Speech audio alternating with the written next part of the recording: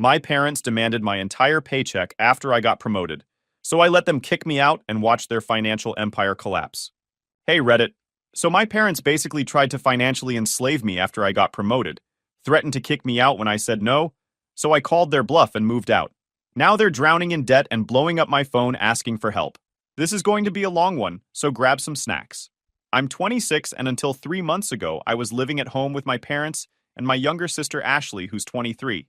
Before we get into the main event, I need to give you the full picture of how messed up my family dynamic has been for basically my entire adult life. My parents have this weird thing where they treat Ashley like she's made of glass and can do no wrong, while I've been the family ATM since I turned 18. I'm not being dramatic here. Let me break down how this has played out over the years. When I was 18 and started working my first real job at a logistics company making $12 an hour, my parents sat me down and explained that since I was now an adult making money, I needed to contribute $350 monthly for rent. Cool, whatever. I get it.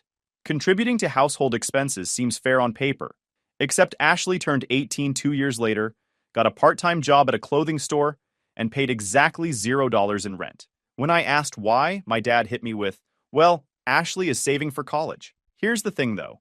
I was also in college at the time. I was taking classes at the local state university while working full-time. I paid for my own tuition out of pocket by working overtime shifts and basically never sleeping. Ashley got her entire college fund paid for by our parents. They dropped $40,000 over 4 years on her education at a private school because she deserves the full college experience. I got the full experience of eating ramen for dinner and wondering if I could afford textbooks that semester. The double standards didn't stop there. Throughout college, I was expected to maintain a 3.5 GPA minimum, or my parents would reconsider my living situation, which was code for kicking me out.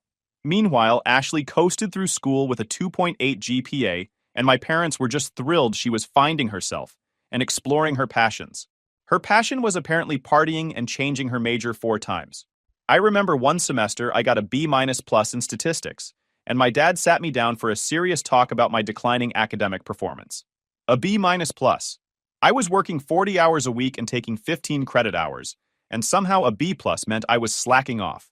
That same semester, Ashley failed 2 classes and had to retake them, and my parents' response was to hire her a tutor that cost $50 an hour. They paid for 10 hours of tutoring.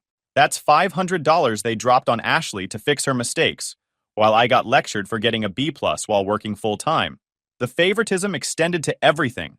When I needed new work shoes because mine had holes in them, I had to buy them myself. When Ashley wanted new shoes for a party, my mom took her shopping and bought her 3 pairs. When my car needed an oil change, I paid for it. When Ashley's car needed anything, my parents covered it and told her not to worry about it. I kept a mental tally of all this stuff for years. Not because I'm petty, but because I genuinely couldn't believe how blatant it was. Every birthday, every holiday, every life milestone. The difference in how they treated us was so obvious that even extended family members started noticing and commenting on it. Fast forward to me graduating at 22. I busted my back and graduated with a 3.7 GPA in supply chain management while working 40 hours a week. My reward? A card that said congrats, and my dad asking when I planned to increase my rent contribution now that I had a degree. No graduation party, no celebration dinner, just business as usual. Ashley graduated last year with a degree in communications and immediately moved back home rent-free. My parents threw her this huge graduation party, invited like 50 people, had it catered, the whole 9 yards. They gave her a brand new laptop as a graduation gift. I got a Walmart gift card for $25 when I graduated. I'm not even kidding. After I graduated, I landed a decent job as a junior logistics coordinator, making $42,000 a year. It wasn't amazing money, but it was solid for someone just starting out. My parents immediately raised my rent to $600 a month because you can afford it now. They also started asking me to chip in for groceries, utilities, and random household repairs. Some months I was dropping close to $900 on household expenses, while Ashley contributed literally nothing. I brought this up multiple times. Every single time I got the same responses. Ashley is still figuring things out. You're more stable than she is. We're helping her get on her feet. My personal favorite was when my mom said, "You're the man of the family after your father. You should be proud to help support your family." Yeah, real proud to be financially supporting my adult sister, who spends her days posting on Instagram and applying to jobs she has zero intention of actually taking. Ashley has had probably 15 different jobs in the 3 years since graduating.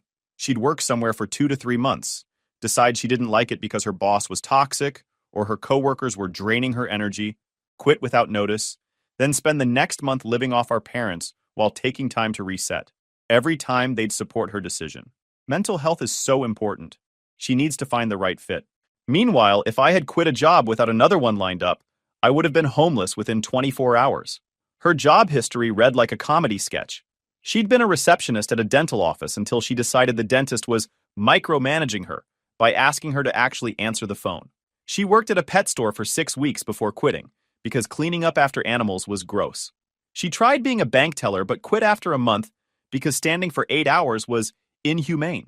She was a sales associate at 3 different clothing stores, quitting each one because customers were rude or management expected her to actually hit sales targets. Every single time she quit, she'd come home with a new excuse. The hours were too early. The commute was too far. Her coworkers were cliquey. Her manager didn't appreciate her creative ideas. She was overqualified. She was underutilized. It was never her fault, never her responsibility. And my parents ate it up every single time, reassuring her that she'd find the perfect fit eventually.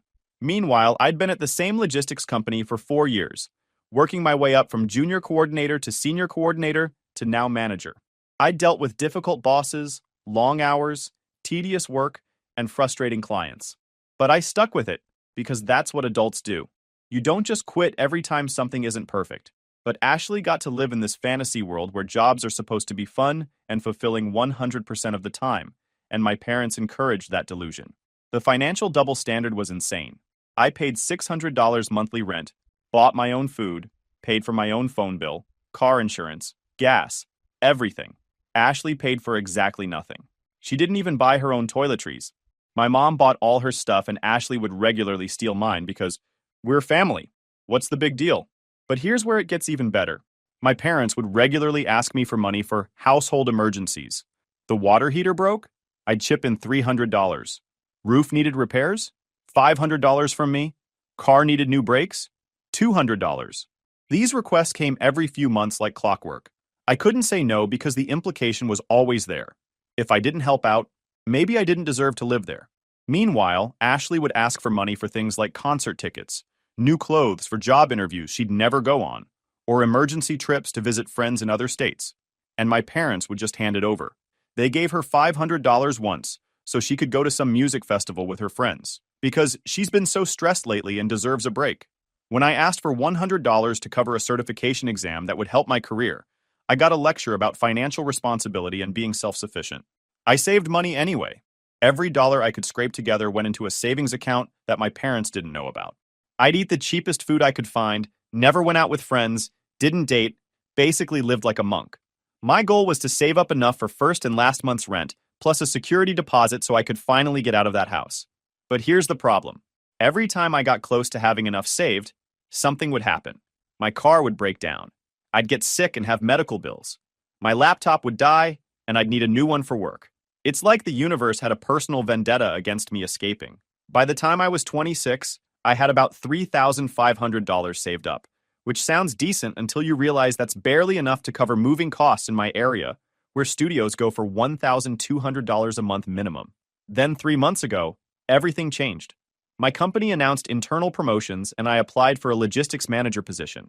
I had to interview against 5 other candidates, put together this whole presentation about supply chain optimization, basically prove I deserved this role. I worked on that presentation for 2 solid weeks, staying up until 2 a.m. some nights. I got the promotion. They bumped me up to $68,000 annually with better benefits, including a $5,000 signing bonus for the new position. I was absolutely thrilled. This was the break I'd been waiting for. With that kind of money, I could save up and move out within 6 months, maybe even sooner. I made the mistake of sharing this news with my family at dinner the night I got the promotion. I was genuinely excited and thought maybe, just maybe, they'd be proud of me. I should have known better. My mom's first reaction was, "Oh, honey, that's wonderful." My dad nodded and said, "Good job, son." I started explaining what the role involved, how it was a big step up in my career, how I'd be managing a team of 4 people. They seemed interested for about 30 seconds. Then Ashley looked up from her phone, because of course she'd been on her phone during the whole conversation, and said, "So, like, you're basically rich now, right?" She said it in this joking tone, but there was an edge to it. She immediately followed up with, "Oh my gosh, you should totally take us all out to celebrate. Like somewhere nice, not Applebee's." I laughed it off and said we could do something modest to celebrate. That's when my dad dropped the bomb. He put down his fork, looked at me with this serious expression, and said, "You know, now that you're making significantly more money, we need to discuss your contribution to the household." I should have seen it coming. I really should have. But I was still riding high on the promotion news and didn't catch the warning signs. I said, sure, we could discuss adjusting my rent contribution. Maybe bump it up to $750 or $800 a month, which seemed reasonable given my salary increase. My dad shook his head. That's not quite what we had in mind. Your mother and I have been discussing our financial situation. With the economy being what it is, our expenses have increased significantly. Property taxes went up, insurance costs more, groceries are expensive. We think the fair thing to do is have you contribute your entire paycheck to the household fund. I literally laughed. I thought he was joking. He wasn't smiling. Neither was my mom. Ashley was suddenly very interested in the conversation and had put her phone down. I said, "Wait, you're serious? You want my entire salary?" My dad nodded and said, "We'll give you an allowance of $300 a month for your personal expenses. Gas, food when you eat out, entertainment, whatever you need. The rest goes into the household account. We're a family, and families support each other." I just sat there processing this absolute insanity. They wanted me to hand over roughly $5,600 a month and live on $300, like I was a teenager getting allowance. That's literally less than what I was making at my first job at 18. I wouldn't be able to save anything. I couldn't move out. I'd be stuck there indefinitely, funding their lifestyle while they continued to bankroll Ashley's extended gap year. I tried to stay calm. I pointed out that I was 26 years old, paying rent already, contributing to household expenses, and that keeping my entire paycheck was unreasonable. My dad's response was, "It's not unreasonable to expect you to help your family. We've provided for you for 26 years. This is how you pay us back." Pay them back? For what? For charging me rent since I was 18? For making me pay for my own college while funding Ashley's private school education? For asking me to cover hundreds of dollars in household repairs while Ashley lived completely free? I tried a different approach. I asked them to walk me through the math. How exactly did they expect me to live on $300 a month? That wouldn't even cover gas for my commute and basic necessities. My dad said, "You live here. You don't need much. You have a roof over your head and food in the fridge. $300 is plenty for your personal expenses." I pointed out that I'd have no ability to save for emergencies, no ability to eventually move out, no ability to build any kind of financial future. I'd be completely dependent on them indefinitely.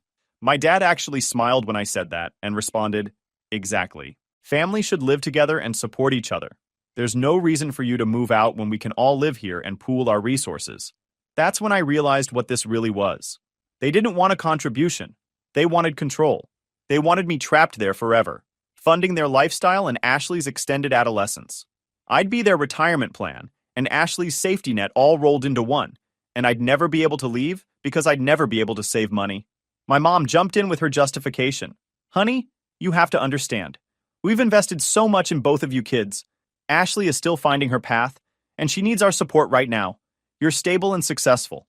We knew you'd turn out fine, but Ashley needs more help, and with your new salary, you can provide that help. It's what family does." I asked her directly. "So you're saying I worked hard, got good grades, and got promoted so I can fund Ashley's lifestyle?" She didn't like that phrasing. She said I was being reductive and missing the bigger picture. The bigger picture being that I'm the responsible one, so I get punished for it while Ashley gets rewarded for being irresponsible. There it was. They wanted to use my money to continue funding Ashley's extended adolescence. I asked point blank if Ashley would be expected to contribute when she finally got a stable job.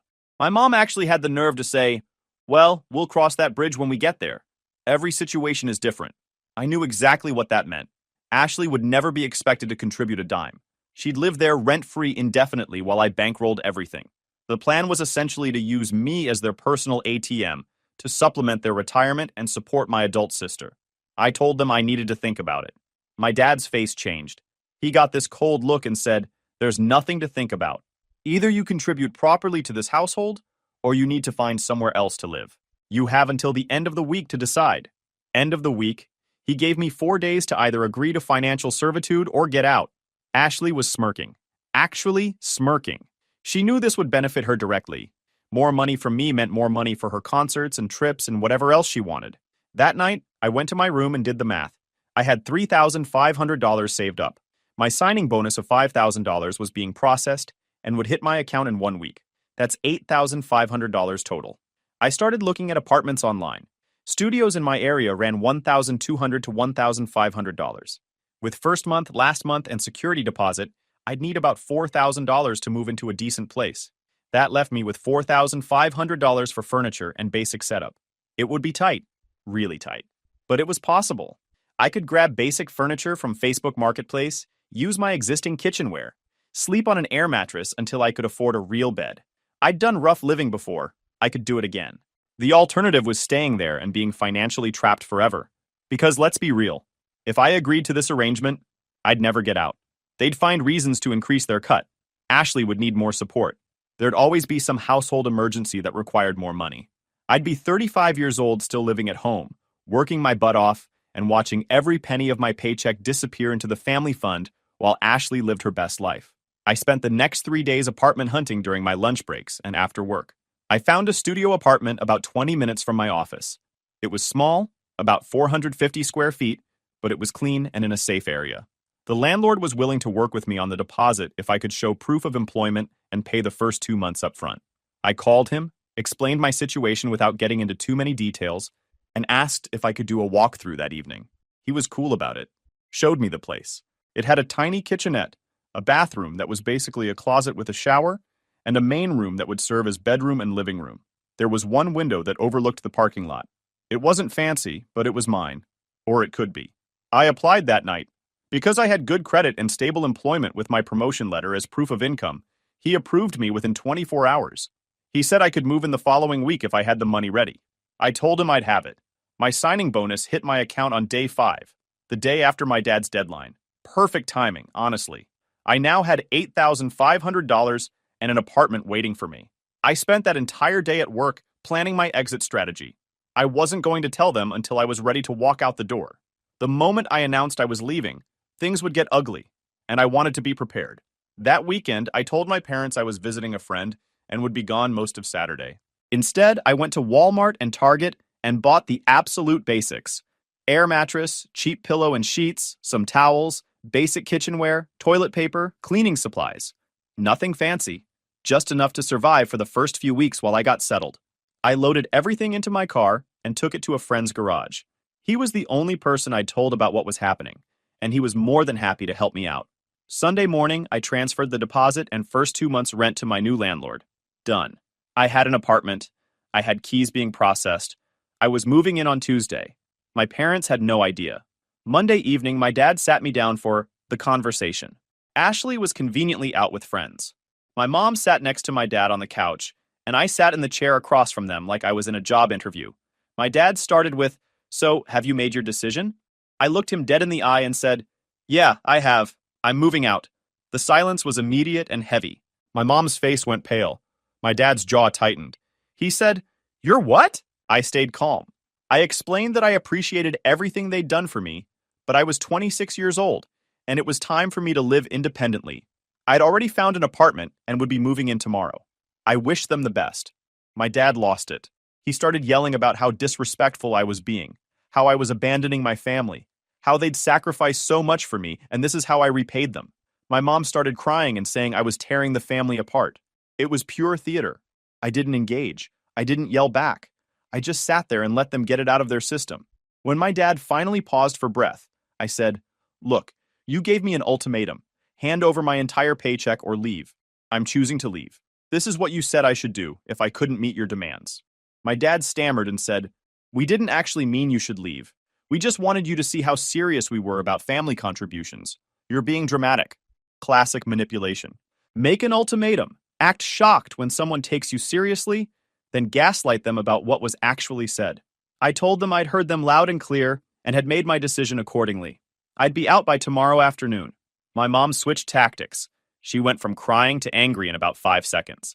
She said, "Fine, if that's how you want to be. Don't come crying to us when you realize how hard life is on your own.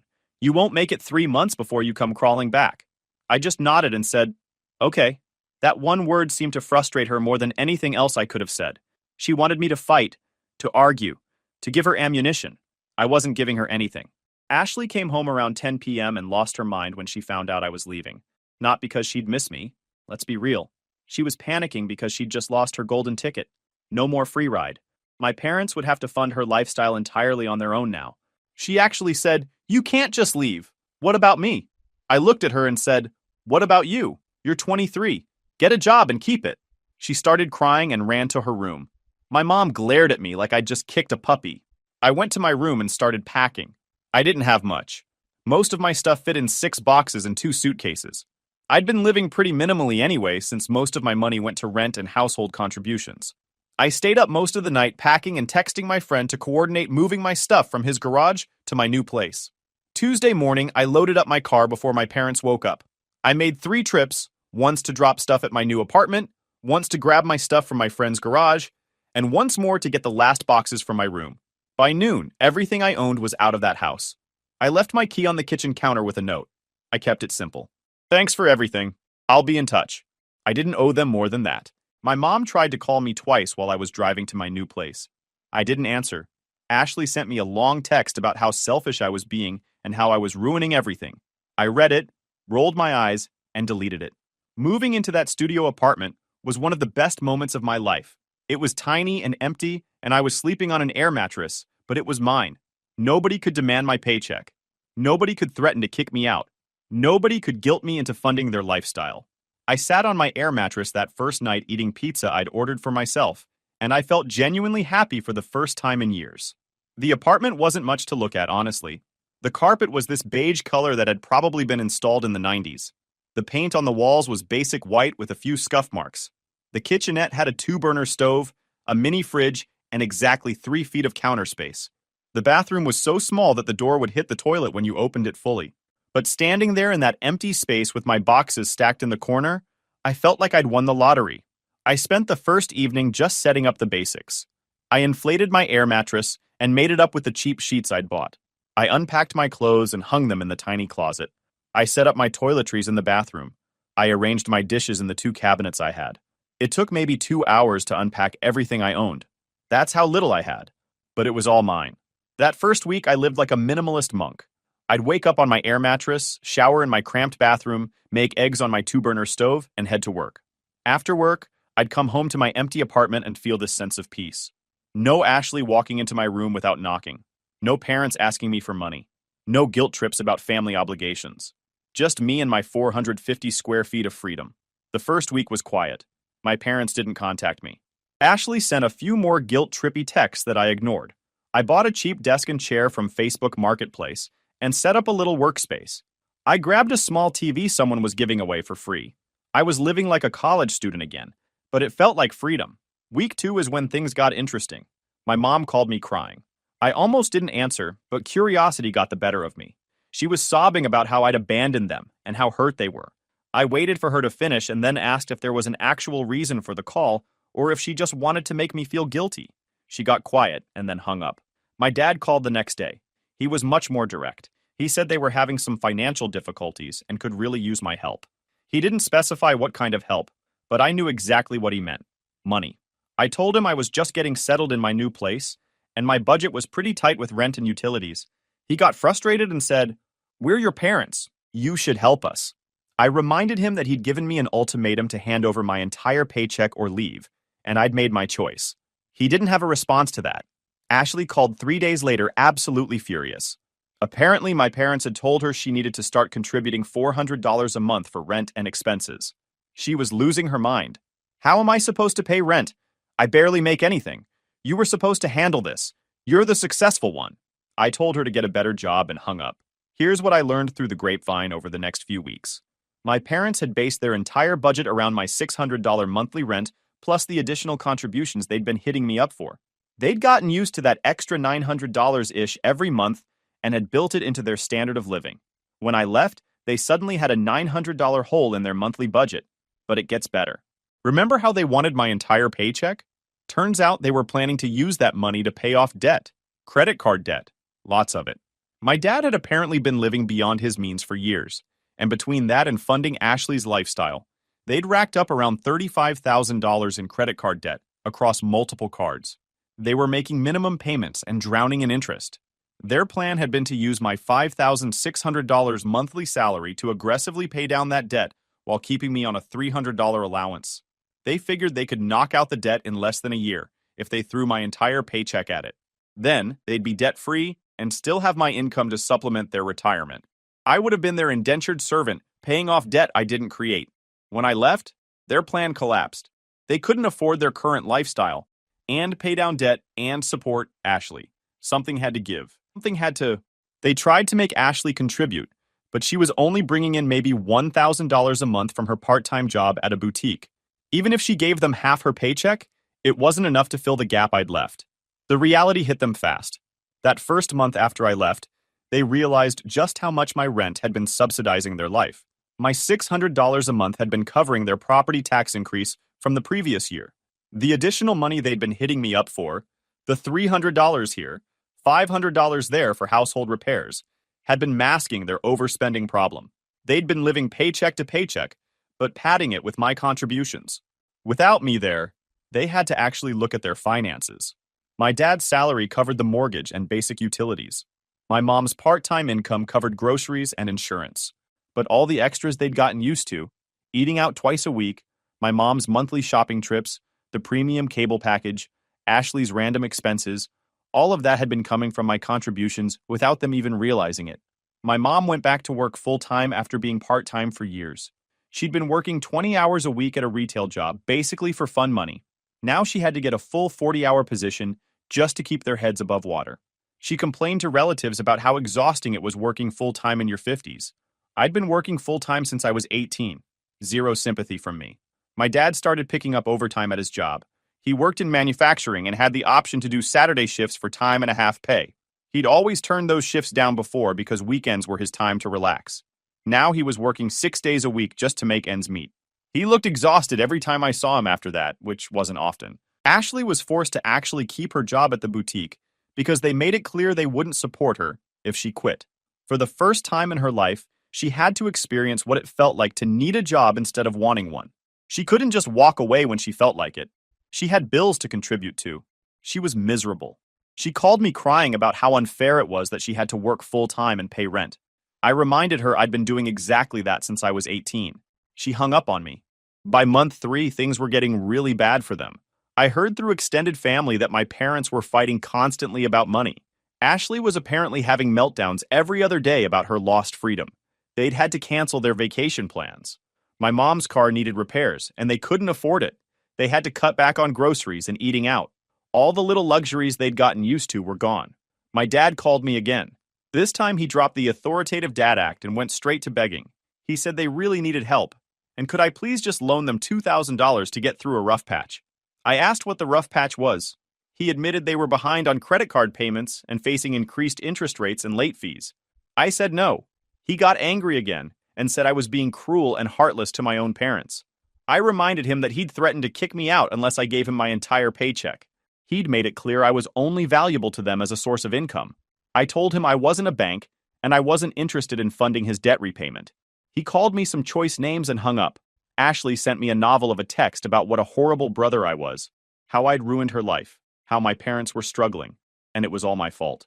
I wrote back a single sentence. Get a degree that leads to an actual job instead of communications. She blocked me. My mom tried the guilt trip approach one more time. She came to my apartment unannounced one evening. I don't know how she got my address. Probably from my job or something. She showed up crying, saying how much she missed me, how the family wasn't the same without me. She brought cookies she'd baked. It was a whole production. I invited her in because I'm not completely heartless. She looked around my tiny studio with this expression that was part pity, part shock. I could tell she expected me to be living in squalor, and she seemed almost disappointed that I had a clean, organized space. It wasn't fancy, but I'd made it work. She sat on my secondhand couch and did the whole concerned mom routine. Honey, are you eating okay? Are you happy here? This place is so small. You could have your old room back, you know. We miss you. I let her talk. When she was done, I asked her to please get to the real reason she was there. She dropped the act and said they needed financial help. just to get through the next few months. Once they got back on their feet, they'd pay me back. Every dollar. I asked why they were in such bad financial shape if they'd been doing fine before I left. She admitted that they'd been relying on my contributions more than she'd realized. I pointed out that they'd literally tried to take my entire salary. She backpedaled and said that was just a negotiating position. They never really expected me to agree to it. They just wanted me to contribute more than $600. Maybe like $1,500 a month would have been reasonable. I told her that ship had sailed. I wasn't moving back home, and I wasn't sending them money. She started crying again and said I'd changed, that I used to be such a caring son. I said I was the same person. I just finally had boundaries. She left in tears, leaving the cookies behind. They were actually pretty good cookies. I ate them while watching Netflix. Month 4 is when everything really imploded for them. My dad's car broke down. Major repairs needed. They couldn't afford it. He had to take out a loan for the repairs, adding to their debt burden. Ashley got fired from her boutique job for showing up late too many times. She blamed me somehow in a voicemail she left. I didn't call back. My parents had to take out a loan against their house to pay off the credit cards because the interest was killing them. They got a home equity line of credit for $30,000, paid off most of the credit card debt, but now they had a HELOC payment on top of their mortgage. They were drowning. The extended family started getting involved. Aunts and uncles were calling me asking why I wasn't helping my parents through their financial troubles. I gave them all the same explanation. My parents had demanded my entire paycheck, threatened to kick me out when I refused, so I left. Suddenly, the family got a lot quieter. A few of them even said I'd made the right call. My grandma, my mom's mom, called me specifically to say she was proud of me for standing up for myself. She told me she'd suspected my parents were playing favorites with Ashley for years and was glad I'd gotten out. She sent me a check for $500 as a housewarming gift. That was nice. Ashley apparently moved in with her boyfriend after getting fired. That relationship lasted 2 months before he kicked her out for not contributing to rent or groceries. She had to move back in with my parents. Now she's back in her old room, unemployed again, and from what I hear, my parents are at their wits' end with her. My mom sent me an email recently. Long, rambling, full of regrets and apologies. She said they'd made mistakes and pushed too hard. She said they were wrong to try to take my whole paycheck. She said they missed me and wanted to rebuild our relationship. No mention of money this time. Just an actual apology. I wrote back. I said I appreciated the apology and I was willing to work on rebuilding our relationship slowly. But I made it clear that any future relationship would be on my terms, with boundaries, and would not involve me funding their lifestyle or Ashley's extended adolescence. She wrote back agreeing to those terms. My dad hasn't apologized. He called once more asking for money and I told him I wasn't interested in discussing finances with him. He hasn't called since. That was 2 weeks ago. Ashley is still blocked. She can unblock me when she grows up. As for me, I'm doing great. My studio apartment is actually pretty cozy now. I found a decent bed frame and mattress on sale. I've got my little routine going. Work is going well and I'm excelling in my management role. I'm saving money every month. Actual savings that stay in my account. I've got $6,000 saved up already. Last I heard, Ashley finally got another job as a server at a restaurant. She's working 30 hours a week and hating every minute of it. Welcome to adulthood, sis. The rest of us have been here for a while. My parents are still struggling financially, but that's not my problem anymore. They made their bed. They prioritized Ashley for years, tried to exploit me when I got successful, and now they're facing the consequences. I feel zero guilt about it. Guys, we are so close to hit 100,000 subscribers on this channel. If you are not subscribed to the channel, please consider subscribing. It really helps hit that 100,000 mark. Thanks for making this dream come true.